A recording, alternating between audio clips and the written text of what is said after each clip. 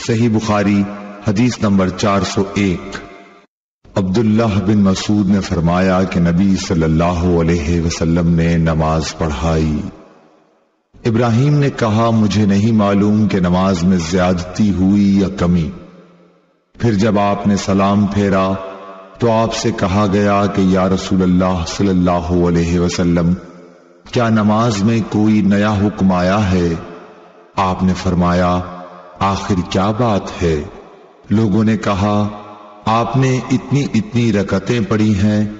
یہ سن کر آپ صلی اللہ علیہ وسلم نے اپنے دونوں پاؤں پھیرے اور قبلے کی طرف منہ کر لیا اور سہو کے 2 سجدے کیے اور سلام پھیرا، پھر ہماری طرف متوجہ ہوئے اور فرمایا کہ اگر نماز میں کوئی نیا حکم نازل ہوا ہوتا تو میں تمہیں پہلے ہی ضرور کہہ دیتا۔